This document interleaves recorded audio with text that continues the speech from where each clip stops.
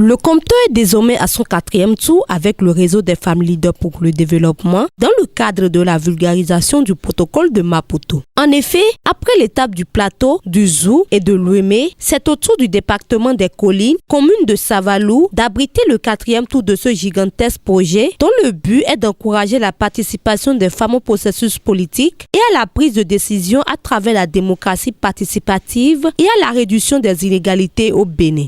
Dans le cadre de ce projet, l'épineuse étape des Collines a eu lieu le mercredi 21 juillet 2021 à l'arrondissement central de la ville. C'est donc à la faveur d'une cérémonie d'ouverture que le lancement de cette étape a été fait. Ce projet vise à outiller 30 femmes dans chaque département, dont vous en êtes la 4e vague.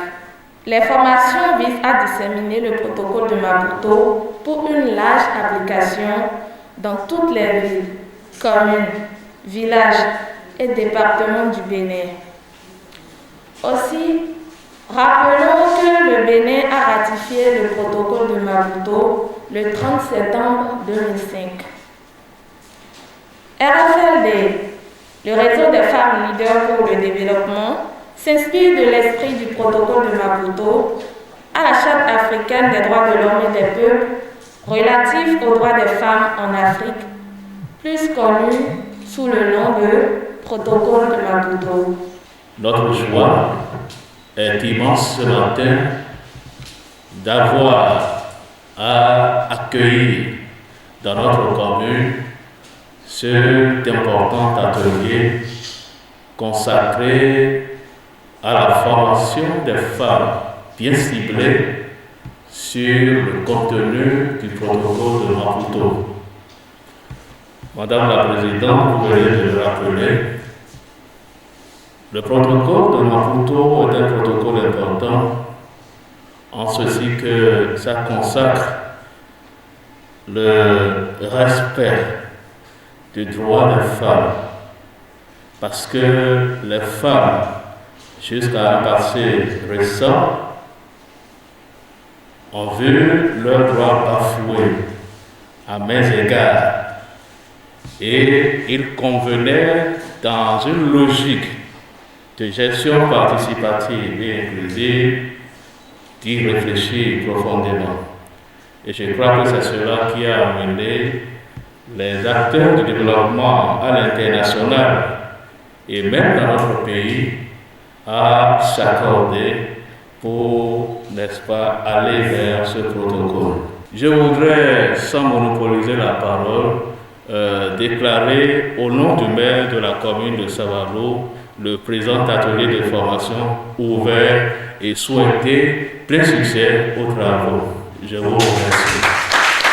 Pour le compte de cette formation, c'est à Estella Dibi, à Eulèche Toyon-Meyi et à Epiphane Odoulami d'entretenir les participantes sur le protocole de Maputo, le fonctionnement du pouvoir exécutif et l'interaction du citoyen avec le président de la République et son gouvernement. C'était également pour les participantes une bonne occasion pour s'imprégner du pouvoir législatif et l'interaction du citoyen avec le Parlement et le pouvoir judiciaire et l'interaction du citoyen avec les cours et tribunaux. La première garante de nos droits, c'est nous-mêmes. Le premier garant de nos droits, c'est nous-mêmes. La première personne qui peut changer nos conditions, c'est nous-mêmes. Il doit y avoir une solidarité d'abord entre les femmes pour dire nous voulons aujourd'hui que les femmes puissent être dans des postes de responsabilité. Tant qu'il n'y a pas cette solidarité, les femmes vont toujours en profiter. C'est ça. Donc, voilà, si par exemple les partis positionnent les gens sur leur liste et on voit que les femmes ne sont pas bien positionnées, on peut faire le travail de gens qui disent si les femmes sortent une fois, toutes les femmes par exemple de la combinaison politique dit on laisse les considérations politiques, on dit puisque les femmes ne sont pas positionnées sur leur liste, le jour des élections, les femmes ne vont pas sortir, dans les règles vont changer. Nous disons seulement à cause de ça, le jour des élections, les femmes ne vont pas sortir. Au moyen de toute la communication qui est là, on sait que c'est en ce temps on pouvait les femmes. Mais quand on va en équipe politique, c'est les femmes qui sont plus là. C'est les hommes qui viennent plus au politique, c'est les femmes qui viennent plus chanter. Et pourquoi pour les élections, il y a d'abord ce travail que solidarité que les femmes ont fait entre elles. Tant que nous, les femmes, nous ne nous levons pas pour notre cause, une autre personne ne viendra agir à notre place. C'est-à-dire, ce ne sont pas les hommes qui viendront nous imposer les causes. C'est vrai que la situation socio-géographique et socio-économique de la femme, nous venons la région d'éducation à la base compte. Mais le protocole de Maputo est là pour corriger ça. C'est la raison de notre présence.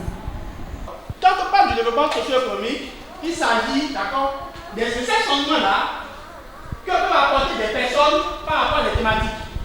Il y a l'éducation, il y a la culture, il y a la santé, il y a toute une panoplie de thèmes, d'accord, qu'on peut s'engager à développer.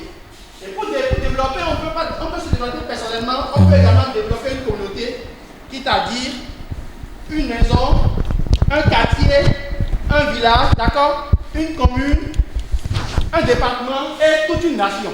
L'engagement et la sérénité des participantes lors des débats s'est également fait sentir lors de la formation. Deux attitudes qui ont permis aux formateurs de dérouler comme sur la roulette les communications de la journée. D'abord, je dirais que les responsabilités sont partagées, mais plus du côté de la femme.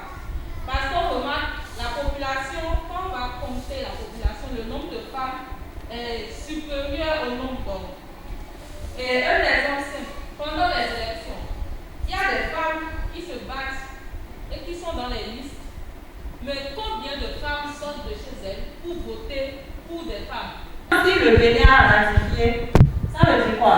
Que le Bénin s'engage à vraiment respecter le contenu du protocole. Tel que Mme Yacine l'a dit, dans notre commune aussi, la commune de Savet, il n'y a aucune femme dans le conseil communal. Est-ce que c'est parce que les femmes n'ont pas milité? Est-ce que c'est parce que les femmes ne sont pas positionnées? Non. Non. Elle est présidente du réseau des femmes engagées pour sa politique. Donc moi, je suis la secrétaire générale. On a mené des actions. On a fait des sensibilisations. On a été voir les leaders politiques. Tout a été fait, mais malheureusement, rien. Donc franchement, le problème, c'est toute autre chose. C'est vrai que la responsabilité est partagée, que ce soit les hommes et les femmes. Mais les femmes sont beaucoup sensibilisées. Maintenant, le vrai problème, c'est au niveau des leaders politiques.